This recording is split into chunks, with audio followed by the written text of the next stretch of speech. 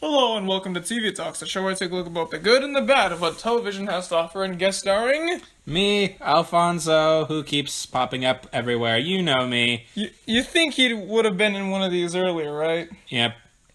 But I guess not. Today is a first for the show. We're going to talk about a dropped pilot. You know what a dropped pilot is, I'm sure. A pilot that was pitched to a TV network, in this case NBC, but we're getting ahead of ourselves, and then was not picked up for a full series. So you get left with just one episode and get to hold the I have a TV show with only one episode title. Yeah, sometimes it can be pretty good, but a lot of the times these pilots are dropped for a reason. Case in point with The Nerd. Let's do a little bit of history on this. So The Nerd, it was a play written for the stage in 1971. No, 1981, sorry. I thought that sounded weird. Right, because it takes place in the 70s. Oh. Yeah, 1981 by Larry Shue. It's spelled S-H-U-E, so it's not like a shoe that you wear on your foot. But anyways, yeah, I was in that play a year and a half or so-ish ago. Playing the title character. Yes. And he did a great job. The play was hilarious. Thank you. In fact, we love it so much that we made it... VeggieTales Live Reloaded, and it's currently the most obscure thing we have based an episode off of, but I have no regrets. Yeah, that was a fun one. That was a fun to write. And the only one that he wrote, and actually he got so in tune with the script that I actually thought he took a lot of lines directly from it. Which, I think there were, 3 or 4 lines that were just straight up lifted. But yeah, most of it were just similar lines. But yeah, I was in that, so went through 3 or so months of rehearsing in that, so I got to know it pretty well.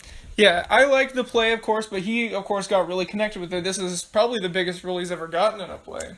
Yeah, because plate number 5 in Beauty and the Beast didn't do a whole lot, although the Fishmonger did a little bit more, but still didn't get a big spotlight moment. And Benvolio did a fair bit in Romeo and Juliet, but he kind of disappears from the story halfway through. Mr. Salt was... Wait, no, that was me. But anyways... So, The Nerd, I've heard worse things to base a TV show off of. Yeah, but why would you make a TV show based off a play? I mean, you could make it a movie. Right, yeah, I could see a movie based around that. Jim Carrey as Rick Steadman. That would actually be awesome. Or even like a TV special, that just aired. But there's just not enough content to make a lasting TV show. Now, granted, this seems like a very 80s concept. Now, can you explain the story? So the story is, if you've seen the Oddball Veggie, you'll know the basic story. But I'll explain it nonetheless, in case you haven't, or want to hear the original version and not the VeggieTales Live and Reloaded version. So you got this dude, Willem Cubbert. He's having this birthday party... And, no one really comes, so whatevs. But then, the only people who come are his boss and his family, who just came for business things and has nothing to do with his birthday whatsoever. And he gets this call from this guy named Rick Steadman, and Rick Steadman was a guy that this Willem Cubbert fellow didn't know, that's actually a big part of it, but heard of back when he was in the army in Vietnam. Willem was literally just a draftsman, so he just drew up plans and stuff. He didn't actually do anything. But he was knocked unconscious in this attack, and his life was saved by this Rick Steadman guy, but he never met him. So when he got back, he wrote to Rick Steadman saying, hey, you ever need anything, I got your back. I got, money, a place to stay, anything, I'll do it for you, because you saved my life, so I owe literally anything to you. So, on the day of his birthday, well, not his birthday, but his birthday party, his birthday's on November 4th, he gets a call from Rick Steadman, and Rick Steadman's like, hey, I'm gonna come over for your birthday party, and blah, blah, blah, blah, blah. He says a bunch of weird things that would kind of makes no sense, because they don't. And so he gets all excited, he's like, oh man, my war hero, literally my war hero, is coming to my birthday. That's pretty legit. So his boss comes over with his, frantic plate-smashing wife, and their demon child, Thor, who is a terrible child. Oh, and also, quick other exposition. Willem has these two friends. He's got his friend zone love interest, Tansy. I almost called her Tammy, which is the Live and Reloaded version. And then Axel. Axel. He's like the main non-Rick Steadman comic relief. He's just a snarky, what's the word? Snarky, cynical theater critic. Yeah, he's a snarker. And I'm just going to hurry it along a little bit because we really want to get into this for 5 minutes. And so Rick comes, he ends up moving in with Willem, and then Willem tries to get him to get out. Because when he shows up, they find out that Rick Steadman is the most annoying person, like, ever. He's like incredibly immature and incredibly annoying and childish and just super dorky and nerdy. It's like if Adam Sandler was mixed with oh great, dang it, I just had the analogy. Oh dang. Alright, so basically if Adam Sandler was the biggest dork you've ever met. Adam Sandler meets Napoleon Dynamite. Pretty much. So the play is hilarious. It's got a lot of good humor and stuff. And then they was it 1989 or 1987? I'm blanking. One of those two. It doesn't matter. NBC pitched this for a show, and then they made a pilot. It aired once and never again. The pilot was essentially just like Act 1 of the play, yeah. Which, if you're gonna make it a show, that seems reasonable. I mean, I could kind of see the continuing adventures of Rick and Willem, because it's been like, okay, so it's only been 6 days that he lives with them, so right, it's 6 days. But I guess you could say it's been like 6 months or so in this version. Right, because it's an adaptation, things are going to change, but oh howdy did they change. Right, so they did a lot of big changes. Spoiler alert, none of them for the better. Yeah, you can tell where this review is going. Yeah. They add in a lot, take out a lot, and I can remember one line that wasn't from the play that they brought into the episode that I found amusing. But that's way later in it, so I won't get into that yet. The character portrayals, I mean, sure, I'm up for different interpretations, but, like, they went in completely different directions that, like, just don't fit and just don't seem right. The only character that was somewhat on point was Willem, but I think the guy who played him wasn't a very good actor. Yeah. Tansy was okay. Walgrave. Oh my gosh, man. Walgrave. Oh my gosh. So Walgrave is his boss. He's crotchety old man who's just grumpy and business. Mm-hmm. And they changed him into, like, I don't know, this big, fat, jolly, like... Mr. Shirley from Three's Company. Yeah. Basically just all happy and going like, well, I love games! And, yeah, he has this weird thing where he's like, he loves, like, family games and, like, icebreakers or whatever you want to kind of categorize that, like, board game kind of games. And he gets, like, super competitive about these games. In the original one, it's like the exact opposite. He just hates every second that he's there, and he's like, no, I'm going now. But in this one, he's like, the only reason, or like the reason he stays is like, oh, we're gonna play this game. He's like, oh, if you're gonna play a game, then I guess I'll stay, when that's kind of like the opposite. The games were like persuading him to leave. It's just weird. Thor isn't in it. They acknowledge Thor, but he stays in the car the whole time, which doesn't change too much because Thor didn't change too much. He's like the least important character. Right. Clelia, is that her name? Yeah, Clelia. More on point than others. Right, she didn't do very much. Like I said, Tansy was fine.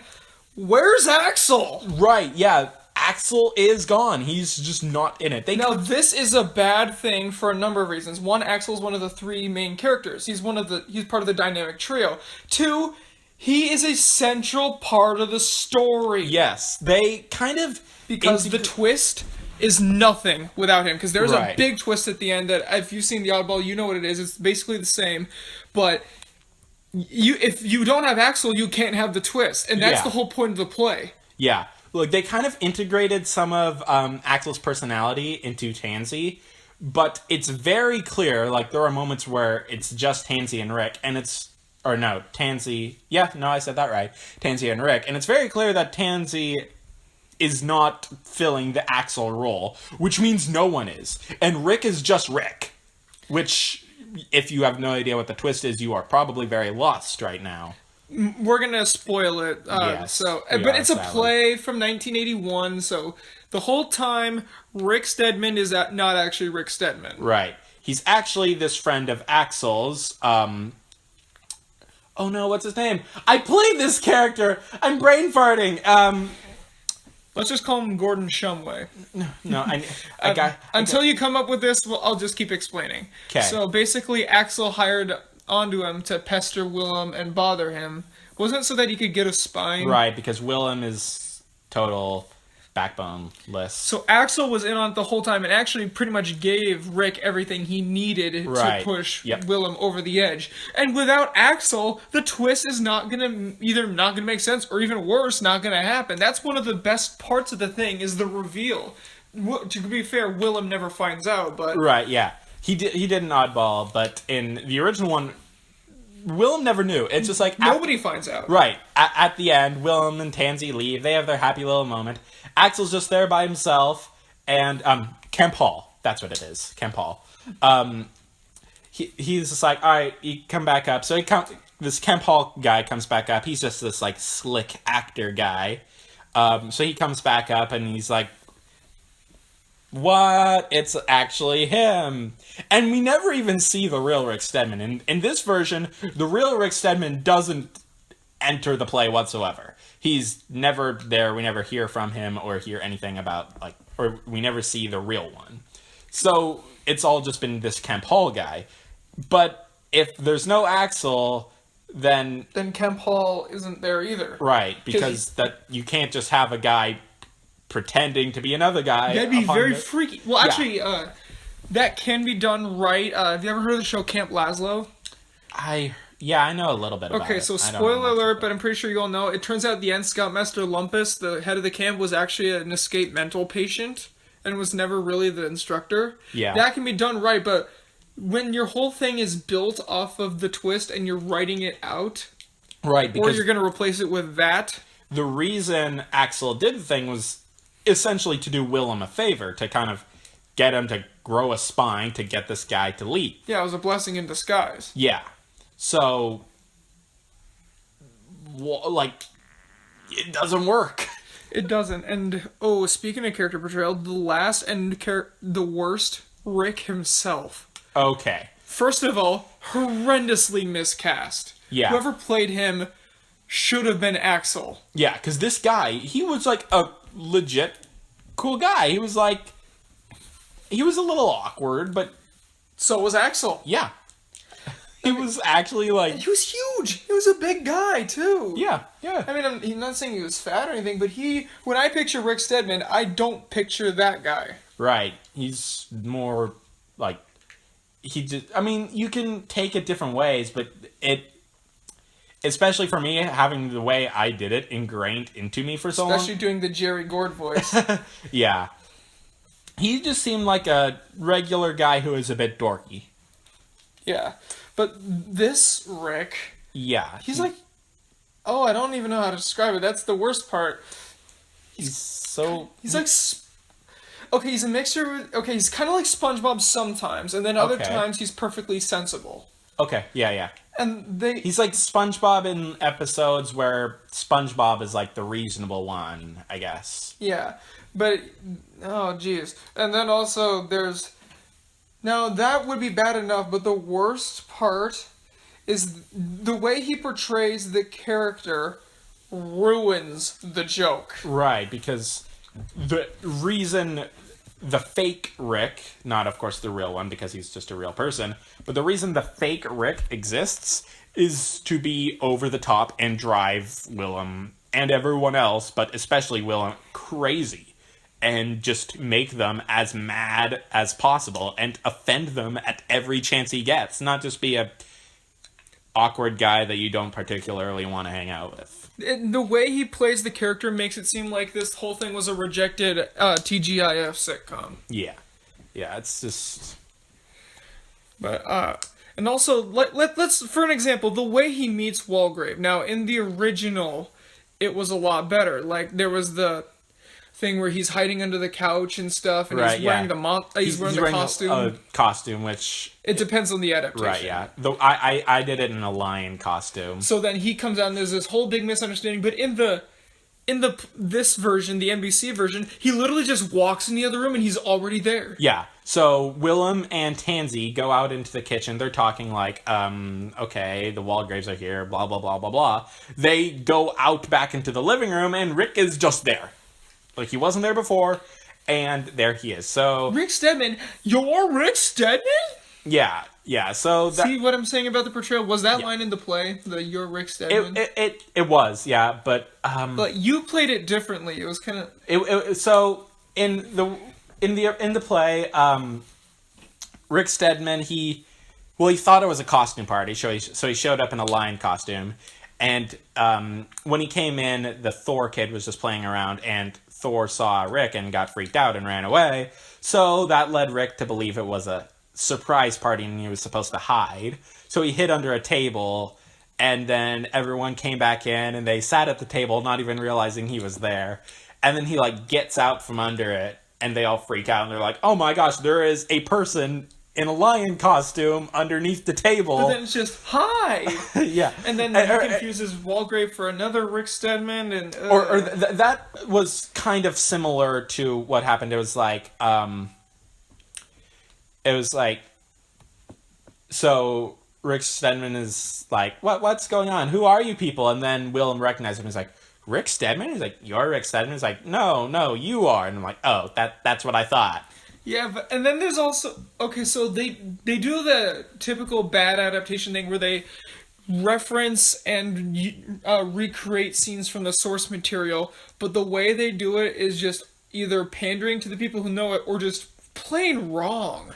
Right. I can't even remember. Did they do the shoes and socks? Oh, I don't even remember if they do shoes and socks. Shoes and socks was the best part. That's the most famous part. And it was especially the best part for me. They do shoes and socks. Okay. I remember that now. But the acting on Rick is annoyingly bad. Yeah. Especially, okay, so during the I went on a trip scene, when for some reason Clelia or Tansy, I can't tell them apart. Whichever one, this is going to sound political, but she sounds kind of like how Hillary Clinton talks. Her voice is very similar. That's Clelia, yeah. That's not a political joke. I'm just saying their voices sound similar. Yeah. Anyways, the way he responds in that is like, huh, a flagpole? Okay. The thing is, it's so hammy and so cheesy. It's like they're trying to recreate the TGIF feel, but they're misunderstanding what made it popular. Right. They were just cheesy by default because that's what ABC did. It's not something you could just recapture. They're just trying to ham it up and try to kind of leech off of that, and it fails miserably because The Nerd is not really an uplifting play. Yeah. Yeah, and it's not depressing, but it's more middle ground. This is just kind of lighthearted, quirky. You can hear the slide whistles and the bangs just going on. Yeah, it's almost cartoony. The play, and actually, itself is very sitcom-y. It has a very sitcom overtone feel to it. And in fact, on the first few days of rehearsals, we watched a bunch of sitcoms, and this is kind of the tone we're going for. And it's a sitcom-y thing, yeah. And the shoes and socks scene was butchered. Right. They ruined it. That's I gotta say, either that or the Terre Haute scene, which they never got to. Oh, yeah. Were the best parts of the whole play. Right. It was definitely fun for me watching everyone else with paper bags on their head dance around. With the twist being the close second. But yeah, that's gotta be so fun. But, of course, since they never got to Terre Haute, they never got the chance to do it. The pigs. Oh, yeah, the pigs. And the mastodons. But the point is, shoes and socks, Rick plays it so badly, and all the characters in there were just so... They're hammy and bad, and the scene itself was awkward. The studio audience was if there was any, I don't remember. There was. Yeah, I kind of remember them being obnoxious, too. Yeah. I know there's another huge glaring problem I'm missing, but I just can't remember. Well, okay, then there's also the tambourine stuff that he did. How he did it once. Yeah.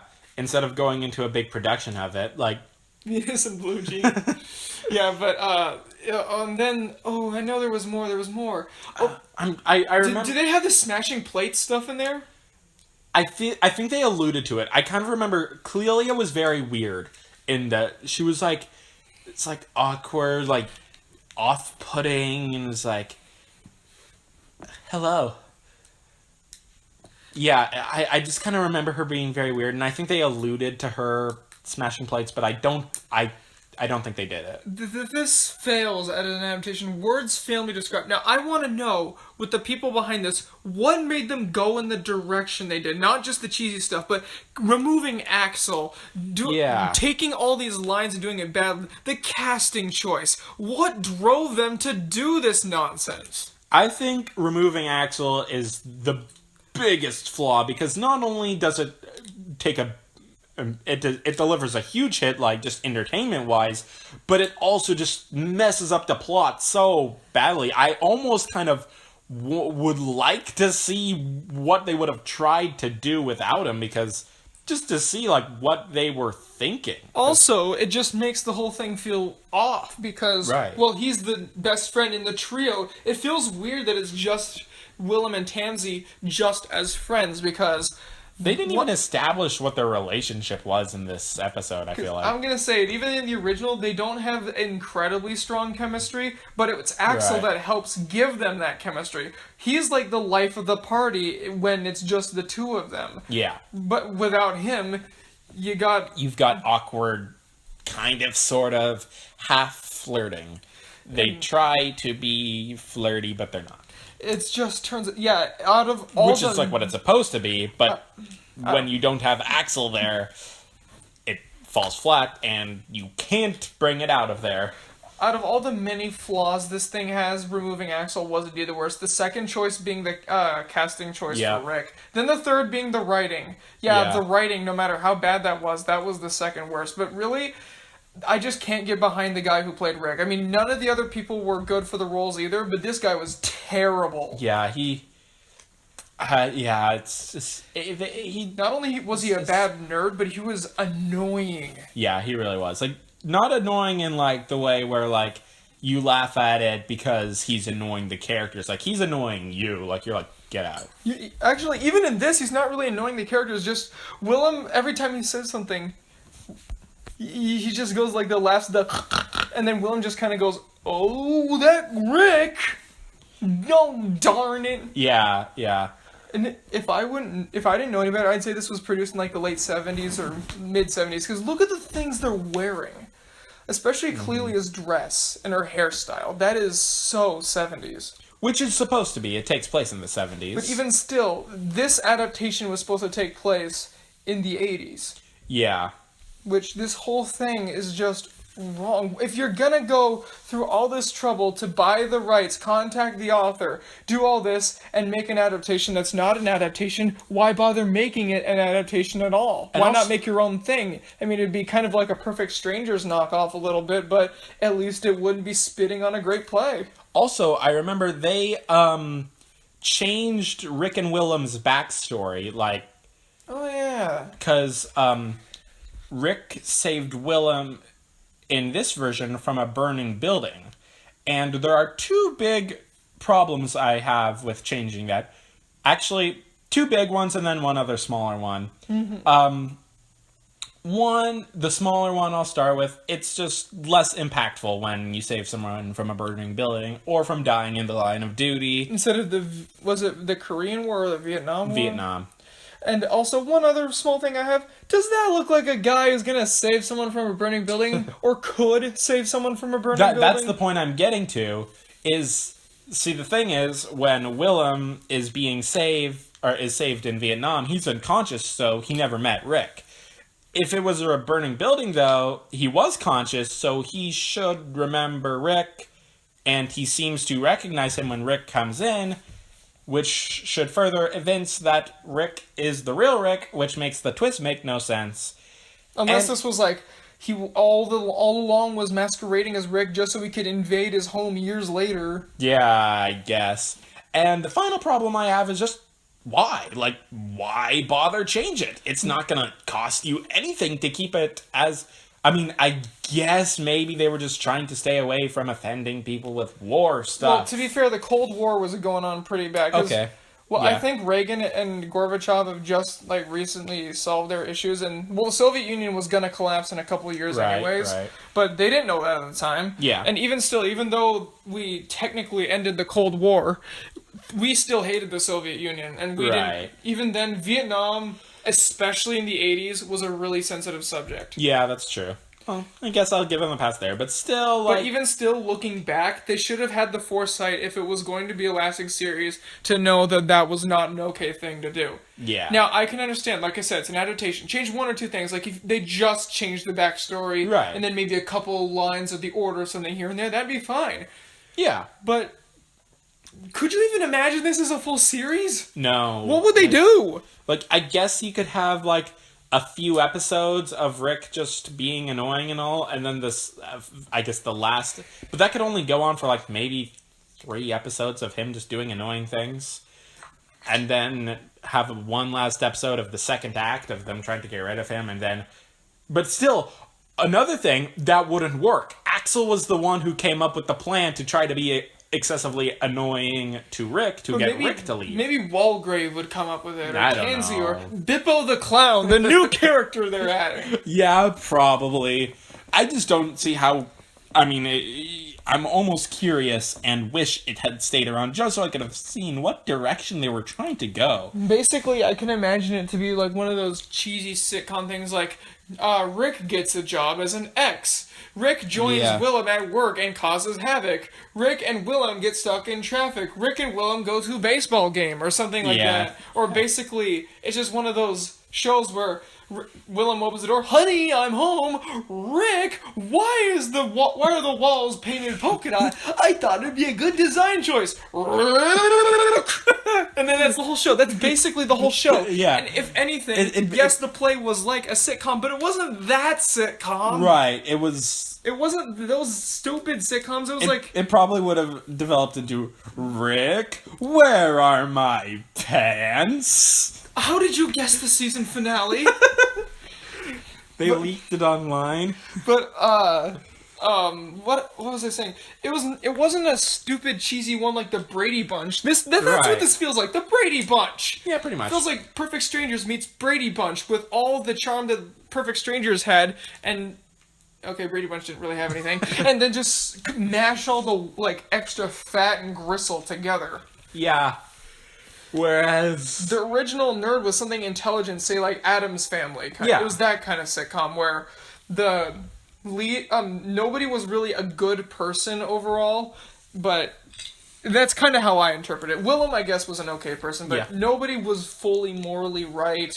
There was no safe spot. Everyone was a target for anything. Yeah, you had, and then, like, Tansy was or not Tansy, Clelia was just way frantic about everything and smashed plates to calm herself down. Tansy was trying to hold the whole thing together with Spaghetti, but just couldn't because it was just all falling apart. I can honestly say this is one of the worst adaptations of anything I've ever seen. It just didn't work. It goes out, it's not like...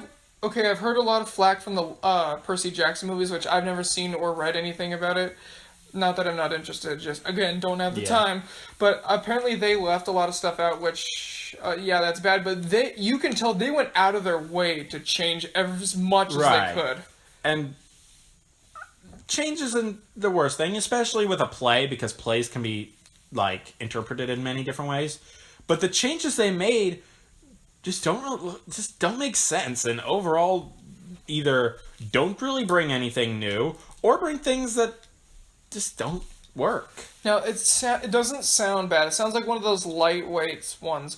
Nowhere near as the Nutshack, right? Well, actually, when you know the play really well and when you like it, especially with him, because I remember he was more angry with it when we first watched it. But when you really watch the play first, and then when you watch this, tell me it doesn't get you angry. I can honestly say this is one of the worst things I've ever reviewed on this show. Yeah, it's pretty darn bad. Very bad. Again, if I were to give my 3, I can't even just do 3. I've got to do 4. For ultimate thumbs downs to this. Axel being left out. That's unforgivable. Just because that literally ruins the story. Rick's actor just not... We've said so much about this guy. Whoever he is, I'm sure he's a nice guy, but whoever you are, you really messed up here. Yeah, well, maybe it was more the director than anything else. Whoever it was, someone's getting fired. I can't remember the third thing, so I'll just say the fourth thing. The fourth thing is in general to the character's portrayal, but second to Rick's, Walgraves is horrible. Yeah, so jolly. No, he's basically like Santa.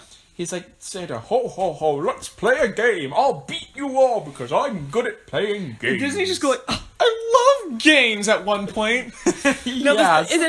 What's actually almost amusing, I'll give it this, it's kind of amusing to laugh at in a bad way. That line. Right, yeah. Keep in mind. Yeah. Because we're building this up almost because of its hyper cheesiness as something you can laugh at, but this is the kind of cheesiness that's not like, haha, they're trying to be cheesy and they failed, oh, it's so bad. This is the kind that's insulting. Like, it's for adults, but it talks to adults like they're children. Mm-hmm. That's the worst kind of adult show. It's just... Well, not adult. This was PG when right, it came yeah, out. like... I would say recommend it for people like above the age of 8, but I'm not going to recommend this to anyone. But this is... Oh, it's awful. It's awful. It definitely gets the Scallion Sale disapproval. If you were trying to make it its entirely separate thing that it wasn't supposed to be anything like the play, it would have been a... this happened. It was a show that never caught on because it was lame and cheesy and wasn't good. But the fact that it was... like meant to be an adaptation, but missed the mark so much and even tried to miss the mark. Didn't even like care. It's just like bleh. I really want to find the creative people and just ask them about this. I want to know what they were thinking. Probably the best word I can use to describe this overall is mind-boggling. That's one word because it's hyphenated. Because just the changes they made don't make sense. Like, if you want to change some stuff, okay, change stuff that don't affect the plot entirely and ruin the twist completely. And again, the stuff they keep in is ruined by the characters, the actors' portrayal, and just the overall tone of the show. Yeah, it just would be... Now let's talk about the aftermath of this. Now, this is never real... of course I love the play, but it's never been up there with, like...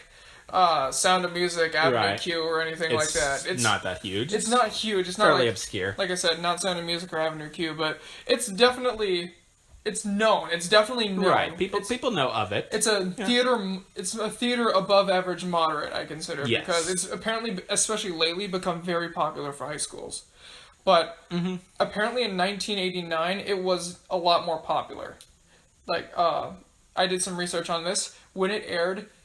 NBC got so many angry letters from theater people, and Larry Shue, from what I can tell, did not want to talk about this. Yeah, I don't blame the guy. Now, I think what happened with him on this is that he was just given a big check, and they said, hey, we're going to make a show, trust us on this, and he had no input. I honestly think he didn't have a finger on this one. Like, I bet the input he had would be like, so these are the characters, and then Rick annoys them because he's actually faking being Rick. Wait a minute, what do you... Hey, put that character back! I mean, if you want to get rid of Thor, yeah, I'll live with that. But that Axel kind of does a lot of important... Here's the guy we're casting as Rick. No. Yes. And then when this aired, it was reviled. So NBC immediately shut it down and buried it. They wanted nobody to find it, but it's the internet. It's gonna resurface, and it did. And it has so many dislikes and angry comments. Yeah. Remember all the the comment section and the like to dislike ratio. I mean, it's not Emoji Movie hated, but it is so totally hated, especially by the people who know the play. But even casual sitcom goers, I showed this to really like a lot of my friends too. They haven't seen it played and they hated it. Even one of my friends who loves cheesy sitcoms like this, she hated it. Both, I don't know where I got that word. By itself, it's a dumb, forgettable sitcom.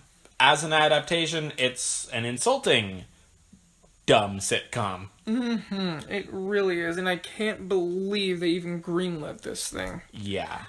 Now, if there was I couldn't even see an actual show based off of the real Nerd that we know. I would have liked to see maybe a mini series, or even better, a movie with like Jim Carrey, Steve Carell as the title character. That would be hilarious, honestly. I'd go see that. I'd go for that anytime. Yeah. I'd be in. Oh, who's the guy who played Deadpool? Is it Ryan Reynolds? Is that his name? Yep, that's the one, probably. Oh, he'd be good too. Yeah. I haven't seen Deadpool, but yeah. I have. I went opening day, and boy, there were a lot of security checkpoints. But yeah, that's a topic for another day. Anyways, bad. One of the worst. Almost next to Nut Shack, I'd say so far this is the worst. Yes, like worse than things like Joey or Pickled and Peanut. Well, Joey was more of a lightweight, but this is terrible. It's just, it misses the mark. As I was mentioning earlier, the one original line it was kind of towards the end. Tansy was like going to bed, and Rick was looking through this fireplace that like combined the two rooms, and like he's looking through this fireplace. It's like, whoa, I can see into the other room. Tansy's like, okay, well, I'm gonna go to bed now. And he's like, oh, do you want me to move? Like, because the fireplace goes to the other room. He's like, no, I'll just use the door. Okay. That got a chuckle out of me. I don't get it. Like, it's just because, like... Oh, like he thinks she's going to go through the fireplace. Yeah. It got a chuckle out of me. But it doesn't fit. Right. We're getting redundant now. We keep saying this doesn't fit, this doesn't fit. But I think you get it now. Yeah, don't watch it. And don't bother. If you really think that this is going to be one of those, haha, so bad it's good, it's not. It's either going to annoy you or bore you. Or even possible, upon second viewing, both. Mm-hmm. Or if you happen to be really strongly affiliated with the original product, greatly insult you. Mm-hmm. And either way, someone who really liked it, like me. Yeah. And either way, it will still probably manage to make you feel as though your intelligence has been insulted. Because it has. Yeah. Well, folks, thank you for watching this extra long episode of TV Talks. Probably one of, if not the absolute longest one. And don't worry, the next Simpsons season review will be coming out soon, as well as the next LNR, but we have a video about that. And also VTA is chugging along. So, say goodbye, Alfonso. Adios. I disobeyed you. This won't be the last time he's on. Yay. Just letting you know. Alright, so remember, go watch The Real Nerd, and don't watch this imitation. It's not even an adaptation, it's an imitation. Yeah. It's a Halloween costume of the nerd. It is. Like a cheaply made one that you get from the dollar store. And that's what I'm labeling this as. This is a dollar store Halloween costume nerd. On clearance for 10 cents. Yes. So, folks, that's that. So, get out your tambourines and sing Venus in Blue Jeans. Just don't watch this. Goodbye. Later.